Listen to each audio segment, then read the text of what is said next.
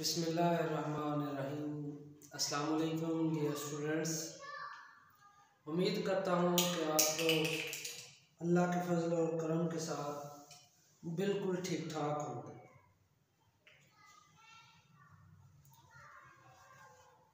Dear students, हमने previous lecture के अंदर इंड्यूस्ड ईएमएफ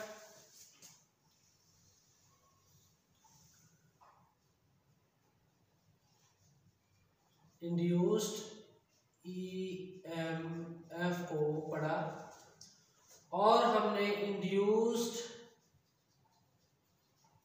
करंट को डिस्कस किया। इसी तरह इन दोनों के बाद हमने मोशनल ईएमएफ को डिस्कस किया।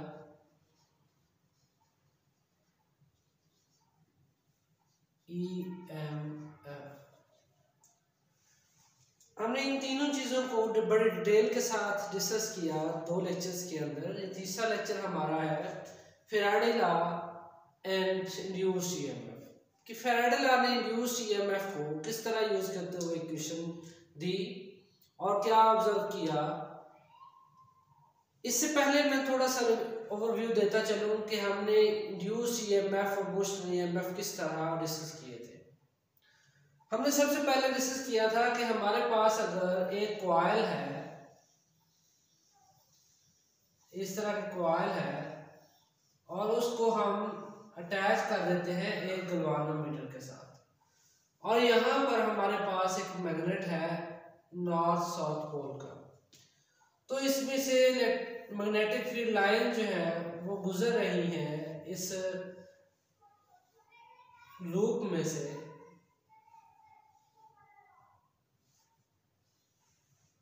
तो हमारे पास जिस तरह हम इसको और पास लेके आएंगे तो इसका फ्लक्स जो है वो चेंज होता रहेगा। जैसे जैसे इसका फ्लक्स चेंज होगा उसी तरह ईएमएफ जो है वो इंड्यूस्ड होगी और जिस तरह ज़्यादा से ज़्यादा फ्लक्स होगा तो ज़्यादा से ज़्यादा हमारे पास ईएमएफ इंड्यूस्ड होगी। इस मीन के हमने ये भी पढ़ा था कि ईएमएफ जो है वो डायरेक्टली प्रोपोर्शनल है to rate of change of flux. हमारे पास rate of change of flux के डायरेक्टली प्रोपोर्शनल है कि वो जिस तरह फ्लक्स इसका चेंज होगा ज्यादा होगा तो ईएमएफ ज्यादा होगी, फ्लक्स कम होगा तो हमारे पास इसी तरह इसकी ईएमएफ जो है वो कम होगी। ये एक एग्जांपल हमने रीड आउट की थी। दूसरी एग्जांपल हमने पढ़ी थी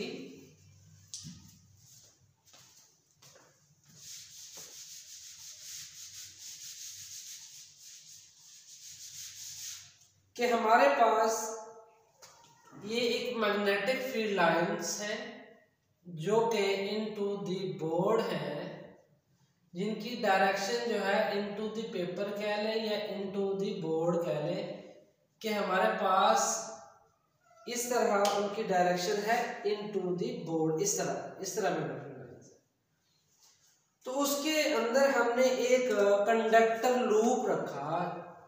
हमने कहा कि कंडक्टर लूप है जो कि गैल्वानोमीटर के साथ अटैच, ये गैल्वानोमीटर है और हमारे पास ये एक कंडक्टिंग लूप है। इस कंडक्टिंग लूप को हमने ये समझ लें कि आपके पास ये एक कंडक्टिंग लूप है या फिर आप इसको समझ लें कि ये दरमियान से खाली है और ये एक कंडक्टिंग लूप है और मैग्नेटिक फील्ड लाइंस इस तरह गुजर रही हैं तो हमने इसको इस तरह रखा हुआ है।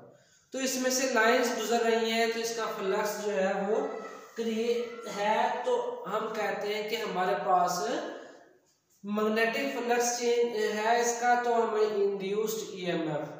इसी तरह जैसे ही हम इसका एरिया जो है वो इंक्रीज कर देंगे, मींस के हम कहते हैं कि हमने इसको बढ़ा के ऐसे कर दिया और इसी तरह इधर को भी हमने इसको बढ़ा दिया। जैसे ही बढ़ाएंगे तो इसमें से लाइन जो पास हो रही है उनकी तादाद भी ज्यादा हो जाएगी। इट्स मीन के फ्लक्स जो है वो इंक्रीज हो जाएगा। जैसे ही फ्लक्स इंक्रीज होगा उसी तरह हमारे पास इसकी इंड्यूस्ड ईएमएफ भी इंक्रीज हो जाएगा और इसी तरह इंड्यूस्ड करंट भी इंक्रीज हो जाएगा। फिर हमने पढ़ा था कि हमारे पास अगर यहाँ पर हम दोबारा इसको क्रिएट करते हैं कि हमारे पास ये मैग्नेटिक फील्ड लाइंस हैं। मैग्नेटिक फील्ड लाइंस में हमने एक कॉइल को अटैच किया एक गैल्वानोमीटर के साथ। ये हमारे पास कॉइल है और कॉइल इस तरह पड़ी है तो उसमें से मैग्नेटिक फील्ड लाइन जो है वो पास हो रही है। हमने क्या किया, मैक्सिमम गुजर रही थी तो हमने उसको रोटेट किया टू द मिनिमम यहाँ पर। तो जैसे जैसे ये रोटेट करती गई तो हमारे पास क्या होती है, वैल्यू कम होती है और यहाँ पे आकर जीरो हो गई। फिर हमने क्या किया, उसको दोबारा से इसी तरह मिनिमम से मैक्सिमम की तरफ टर्न आउट किया तो फिर ज्यादा से ज्यादा लाइन जो है वो पास होनी शुरू हो गई। इसी तरह इसका फ्लक्स जो है वो चेंज हुआ। हम फ्लक्स जैसे चेंज हुआ हमने कहा कि हम यहाँ पर इंड्यूस्ड ईएमएफ है जिसकी वजह से इंड्यूस्ड करंट है। अब जैसे जैसे इसका फ्लक्स इंक्रीज डिक्रीज होता जाएगा इसी तरह ईएमएफ जो है वो इंड्यूस होती जाएगी। अब हम पढ़ते हैं जरा कि हमारे पास माइकल फैराडे ने इसी मोशनल ईएमएफ को, जो कि हमने मोशनल ईएमएफ डिस्कस की, motional EMF electromotive force, motional electromotive force को लेकर उसने अपना लॉ पेश किया, अपने एक इक्वेशन पेश की। हमने इलेक्ट्रोमोटिव फोर्स के अंदर पढ़ा था कि हमारे पास एप्सिलॉन इज इक्वल टू होता है माइनस VBL के, इसके इक्वल होता है। अब इसी इक्वेशन को लेकर हमने चलना है और हमने जो है वो फैराडे लॉ की इक्वेशन निकालनी। अब यहाँ पर देखें कि हमारे पास जो यहाँ पे इमोशनल ईएमएफ आ रही है, हम ये भी कह सकते हैं कि हमारे पास यहाँ पर आ रही है वो हम कहेंगे कि epsilon is equal to change in flux है ड्यूरेशन में टाइम पीरियड। टाइम के हिसाब से फ्लक्स के अंदर चेंज को हम क्या कह रहे हैं, ईएमएफ कह रहे हैं। तो हमारे पास इंड्यूस ईएमएफ हो रही है फ्लक्स के चेंज होने से टाइम के हिसाब से।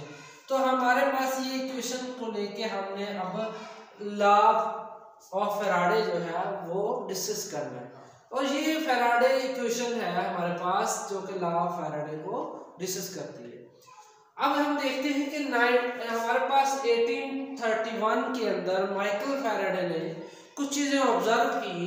Whenever there is change of flux across the conducting loop then we observe induced EMF and current. कह रहे हैं कि जब फ्लक्स चेंज होता है कंडक्टिंग लूप से, जब उसको मैग्नेटिक फील्ड लाइन के अंदर प्लेस किया जाता है और उसकी मोशन की वजह से चेंज आता है फ्लक्स के अंदर, जब फ्लक्स के अंदर चेंज आता है तो हम कहते हैं कि वहां पर इंड्यूस्ड ईएमएफ और इंड्यूस्ड करंट। इसी तरह हमारे पास व्हेनेवर मैग्नेटिक फ्लक्स, दो स्टेटमेंट्स यहां से निकलती हैं। Whenever magnetic flux linked with coil is change, this change will generate EMF which is called induced EMF. अब हमारे पास कॉइल की रोटेशन को चेंज कर, जैसे जैसे कॉइल को चेंज करेंगे, कॉइल का एरिया चेंज करेंगे या लूप का एरिया बढ़ा देंगे या फिर हम कंडक्टर को एक मैग्नेटिक फील्ड लाइन के दरमियान में हम तेज से साथ मूव करेंगे तो हमारे पास जो ईएमएफ इंड्यूस्ड होगी, जनरेट होगी, हम उसको कहेंगे induced EMF. Whenever there is induced EMF in a conducting coil or conducting loop, it is directly proportional to the change of flux.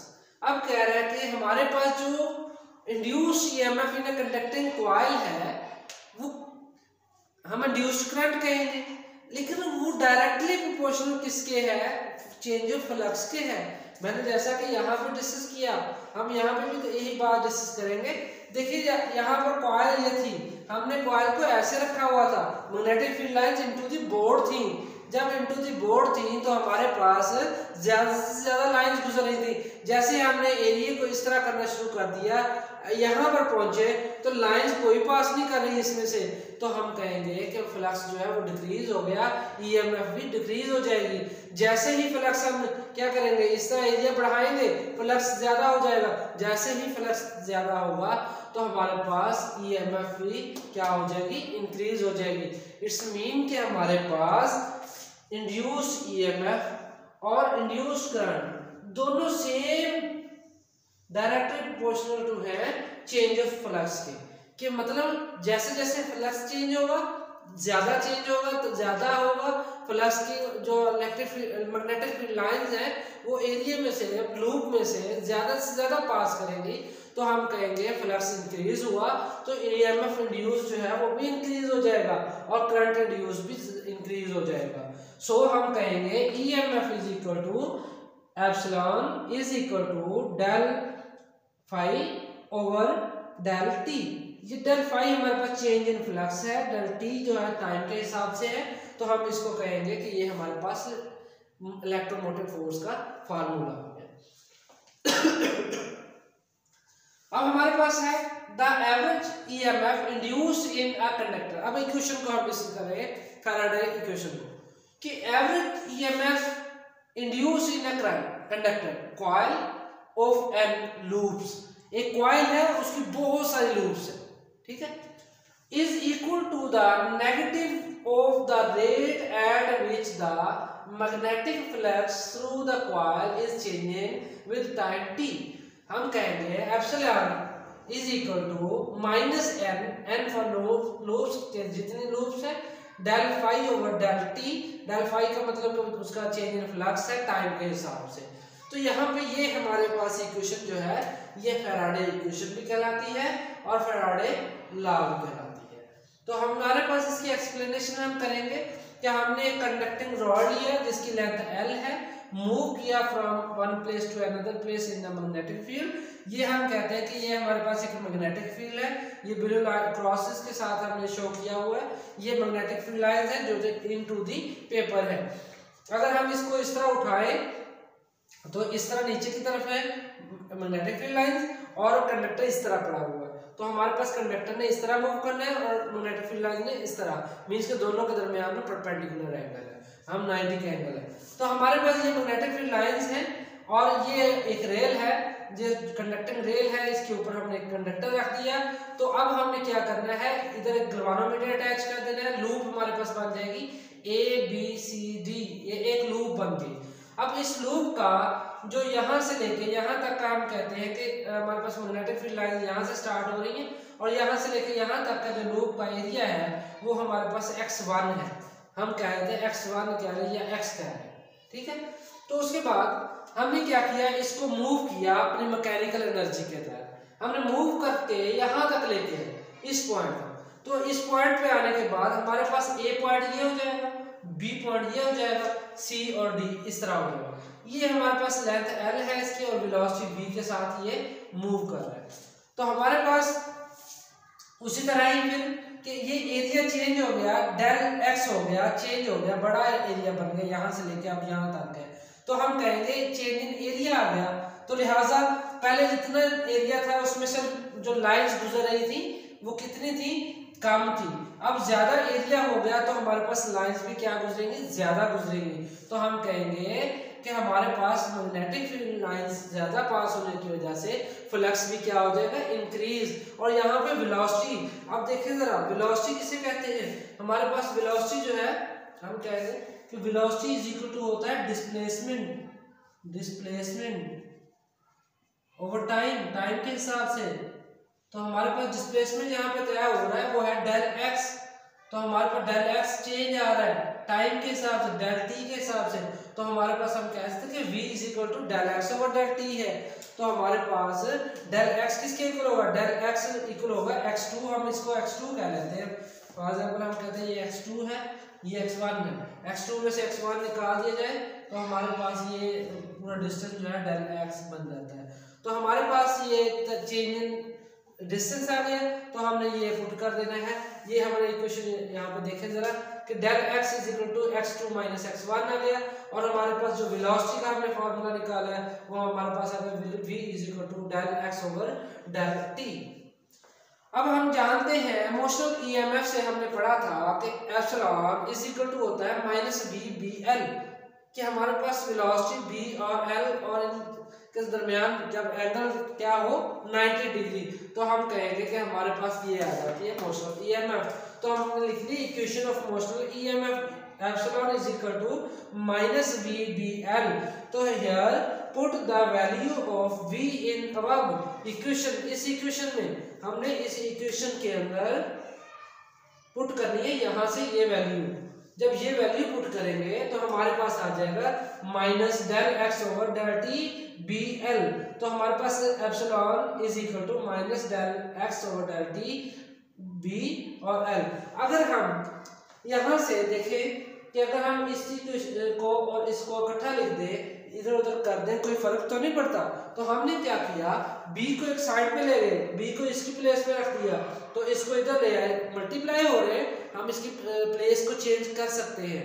जैसे प्लेस को चेंज किया हमारे पास ये इक्वेशन बन गई कि हमारे पास डेल एक्स एल के साथ मल्टीप्लाई कर दिया और b को हमने साइड पे लिख दिया और डेल टी उसके नीचे लिख दिया। अब देखें जरा कि जैसे यहाँ पर लूप थी, हमारे पास एरिया कम था, हमारे पास ये ज्यादा हो गई, यहाँ पे हम कहते हैं कि एरिया एक्स था, यहाँ पे डेल एक्स हो गया। तो अब हमने ये सारे का सारा एरिया जब निकालना है तो हमने कैसे निकालना है, आपको पता है रेक्टेंगुलर का एरिया निकालने के लिए हम क्या करते हैं, लेंथ मल्टीप्लाई बाय विड्थ। तो हमने लेंथ क्या है हमारे पास डेल एक्स है, और सॉरी जी बिल्कुल लेंथ हमारे पास डेल एक्स है और विड्थ हमारे पास क्या है एल है, जो कंडक्टर की लेंथ है। तो एल और डेल एक्स दोनों क्या हो रहे हैं मल्टीप्लाई, तो हमारे पास ये क्या आ जाता है एरिया। मींस कि एरिया जो होता है हमारे पास, हम कहेंगे कि एरिया ऑफ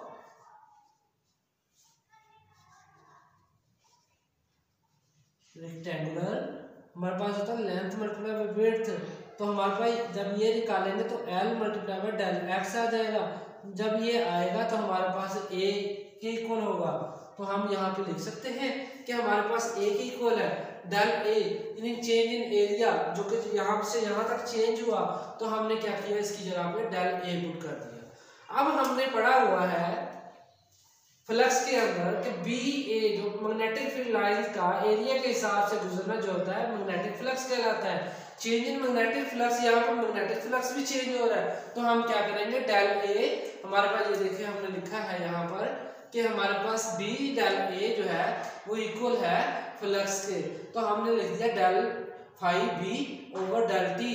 तो हमारे पास ये आ गया सिंगल लूप के लिए, मीन के फैराडे लॉ इक्वेशन जो है वो सिंगल लूप के लिए हमारे पास ये बनती है। और अगर हमने मिनिमम मैक्सिमम लूप्स के लिए लेनी हो तो हम क्या करेंगे एन लूप लिखेंगे। एन लूप मीन्स बेशुमार लूप, जितनी आप चाहते हैं वहां पर एन की वैल्यू जो है वो यहाँ पर होगी N is equal to 1 2 3 4 up to so on, कोई भी हो सकती है। तो हमने क्या करना है यहाँ पर एन लगा देना है। Epsilon is equal to minus N into del phi B over del t. This is known as Faraday's law of electromagnetic induction. ये हमारे पास फैराडे लॉ है। बेटा उम्मीद करता हूँ कि समझ आई होगी आप बच्चों को, और इंशाल्लाह इसी तरह हमारे नेक्स्ट लेक्चर भी आते रहेंगे। और अगर आप बच्चों को कोई भी क्वेश्चन डिफिकल्ट लगता है, इसके अंदर कोई चीज़ की समझ नहीं आती, कोई पॉइंट हमसे मिस्टेक हो जाती है, तो आप बच्चे कमेंट के अंदर लिख सकते हैं, कमेंट के अंदर क्वेश्चन पूछ सकते हैं। इंशाल्लाह हम आपके क्वेश्चन का आंसर देंगे। और आप बच्चों की जो कोरोना की सिचुएशन के तहत एजुकेशन जो है वो ब्लॉक हुई है, इंशाल्लाह हमारी कोशिश होगी कि आप बच्चों को घर पर बैठे हुए ऑल टू ऑल जो नॉलेज है प्रोवाइड कर सके। इंशाल्लाह जितनी हमारे साथ होंगे हम आपके लिए कुर्बान करेंगे। इंशाल्लाह आप बच्चे जो है मेहनत करें और अल्लाह ताला आपका हामी नासर होगा और अल्लाह ताला आपको कामयाब फरमाए। अल्लाह हाफ़िज़।